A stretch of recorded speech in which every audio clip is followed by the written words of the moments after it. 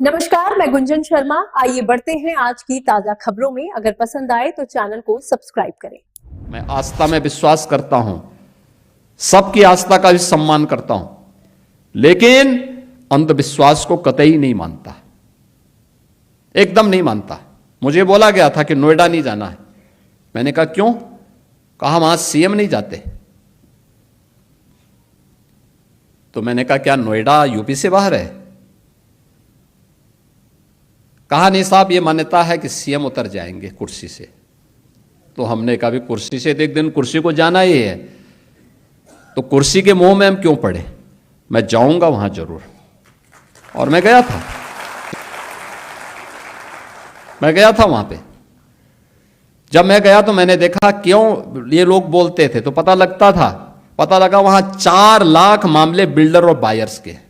आप सोचो 15 साल, 10 साल, 20 साल पहले लोगों ने अपनी पूरे जीवन भर की कमाई बिल्डर को दे दी मकान के लिए, फ्लैट देने के लिए, और बिल्डर पैसा दबाई बैठा है, पैसा नहीं दे रहा है, वो मकान नहीं दे रहा है, कब्जा नहीं दे रहा है।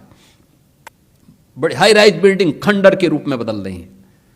मैंने बैठक की अथॉरिटी की, Noida authority, greater Noida authority थे। तो ग्रेटर नोएडा अथॉरिटी मेरे पास आया, उसके सीईओ आए, कहा साहब हम पे 6,000 करोड़ का कर्जा है। दूसरी अथॉरिटी से मैंने कहा, उसने कहा साहब हम पे 3,000 करोड़ का कर्जा है। तो मैंने कहा यार मैं कहां फंस गया हूं? वो तो सब भिखमंगे हैं। अब इन भिखमंगों से मैं बोलूं कि तुम इन 4 लाख लोगों को मकान दो, तो मैं फंस गया वहां पे। मैंने कहा ये मेरी स्थिति बड़ी अजीब सी है। लेकिन मैंने वहां पे पहले बायर से मैं बातचीत किया, उन्होंने कहा उनकी रो रहे थे साहब, पूरी जीवन भर की हमने कमाई लगा दी, हमें मकान नहीं मिला है, हम बैंक से कर्जा भर रहे हैं, बैंक का कर्जा बढ़ता जा रहा है। मैं बिल्डर के साथ मिला तो बिल्डर अलग से रोए, कहते हैं साहब हमने पैसा लगाया, लेकिन उस समय की सरकारों ने हमें पूरी तरह निचोड़ दिया है, हमारी सामर्थ्य नहीं है। मैंने कहा सामर्थ्य हो न हो, इन गरीबों को मकान तो देना ही पड़ेगा आपको। इन 4 लाख लोगों को मकान देना पड़ेगा। आप दीजिए, मैं पॉलिसी बनाने की तैयारी कर रहा हूं, लेकिन आप पहले मकान दीजिए। फिर मैंने अथॉरिटी से कहा, मैंने कहा कार्य पद्धति ठीक करो। हमने रिफॉर्म की, कार्रवाई प्रारंभ की, भ्रष्ट तत्वों को वहां से बाहर का रास्ता दिखाया, और आज मुझे बताते हुए प्रसन्नता है 4 लाख लोगों को हम मकान दे चुके हैं।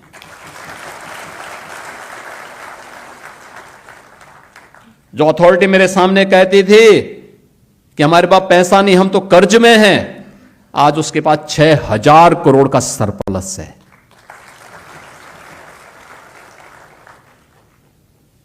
आज दुनिया का सबसे अच्छा इंफ्रास्ट्रक्चर भी और सबसे अच्छा इन्वेस्टमेंट भी वहां पर है, और वहीं पे ये मैन्युफैक्चरिंग हो रहा है जो मैं अभी चर्चा कर रहा था। ये सब कुछ वहीं हो रहा है। ये उस अंधविश्वास को मानने वाले लोग कौन थे जो भारत की आस्था पर उंगली उठाते हैं? मुख्यमंत्री रहते हुए वहां नहीं गए, लेकिन अपनी विभाजनकारी राजनीति के लिए फिर आज नोएडा पहुंच गए, ग्रेटर नोएडा पहुंच गए। बहन और भाइयों, इनके चेहरे को देखो तो उस समय वहां के विकास के लिए ये बॉटलनेक थे। उस समय इन्होंने वहां बाधाएं खड़ी की, बैरियर खड़े किए।